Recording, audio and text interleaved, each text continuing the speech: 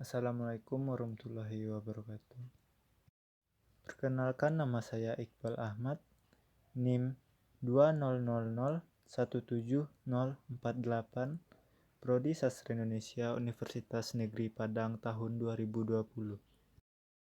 Pada kesempatan kali ini, saya akan membahas analisis wacana.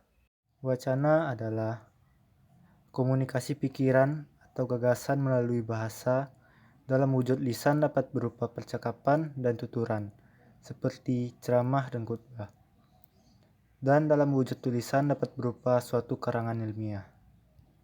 Pakar bahasa Indonesia seperti Tarigan di dalam bukunya yang berjudul Pengajaran Wacana mengemukakan bahwa wacana adalah satuan bahasa yang terlengkap dan tertinggi atau terbesar di atas kalimat atau klausa dengan kohesi tinggi yang berkesinambungan, yang mempunyai awal dan akhir yang nyata, disampaikan secara lisan atau tertulis.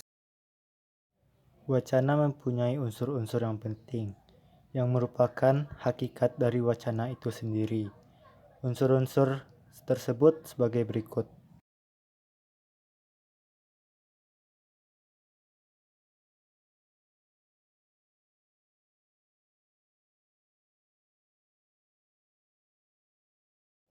Pada dasarnya, wacana dapat ditinjau dari dua segi, yaitu dari segi bentuk fisiknya dan dari segi sifat isinya.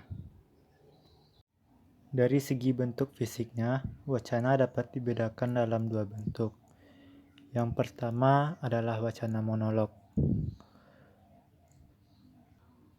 Pengertian wacana monolog mencakup bahasa, tuturan lisan, atau tertulis yang tidak termaksud dalam lingkup percakapan, tanya jawab, teks, atau film, dan bentuk-bentuk lain seperti wawancara. Wacana monolog ini antara lain pidato, khutbah, mengajar, bercerita, memberi penyuluhan ceramah, dan sebagainya.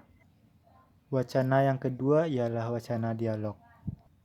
Wacana dialog lisan terbagi menjadi dua macam, yaitu dialog sesungguhnya atau dialog teks yang dapat dilaksanakan dengan tatap muka bila percakapan.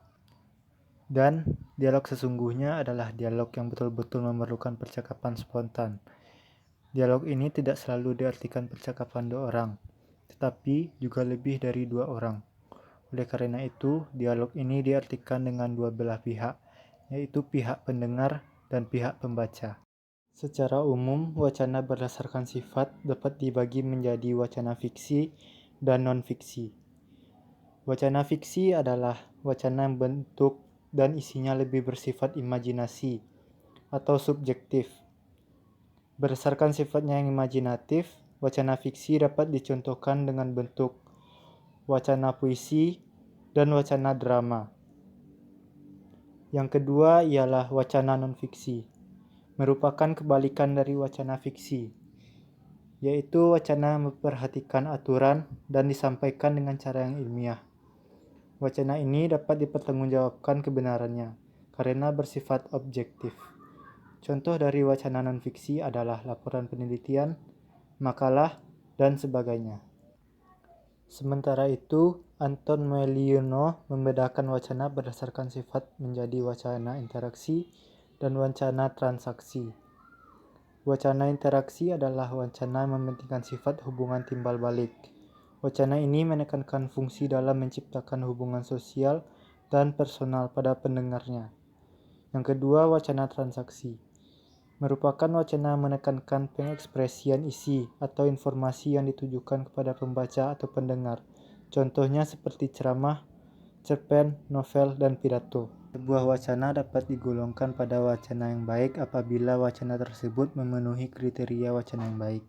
Dalam wacana tersebut harus mengandung beberapa hal diantaranya sebagai berikut. Yang pertama, topik dan tujuan. Yang kedua, kohesi dan koherensi. Dan yang ketiga, pembuka dan penutup.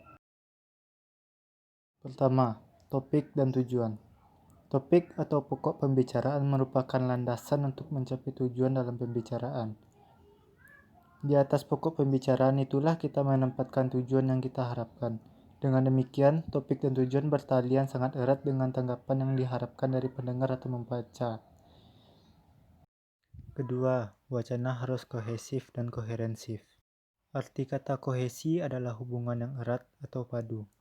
Pengertian wacana kohesif adalah wacana yang berhubungan di antara unsur-unsurnya atau pandangan sehingga unsur-unsurnya berkaitan satu sama lain.